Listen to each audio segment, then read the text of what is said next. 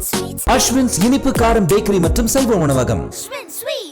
புதுச்சேரியிலிருந்து மது பாட்டில்களை உடல் முழுவதும் வைத்து டேப் போட்டு ஒட்டி விழுப்புரத்திற்கு கடத்தி வந்த நபரை மதுவிலக்கு அமல் பிரிவு போலீசார் கைது செய்து 120 மது பாட்டில்களை பறிமுதல் செய்தனர்.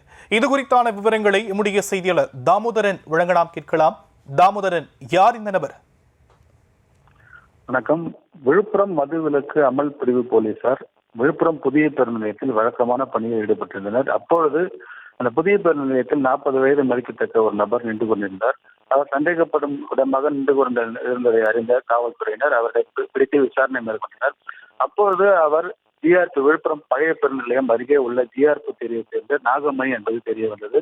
இவர் புதுச்சேரியிலிருந்து மது பாட்டில்களை விழுப்புரத்துக்கு கடத்தி வந்தது தெரிய வந்தது. புதுச்சேரியிலிருந்து இவர் மது பாட்டில்கள் சுமார் 90 ml பாட்டில் 100 பாட்டில்களும் 150 ml பாட்டில் 20 பாட்டில்கள் மொத்தம் 120 பாட்டில்களை உடல் முழுவதும் மறைத்து வைத்து டேப் மூலம் சுற்றி கொண்டு மேலே சட்டைகள் பேண்ட்டுகளை அணிந்தபடி கை கால்கள் உடல் முழுவதும் மறைத்து வைத்து பேருந்து மூலம் வழக்கமாக எடுத்து வந்து விழுப்புரத்தில் விற்பனை செய்ய வந்தது தெரிய வந்தது.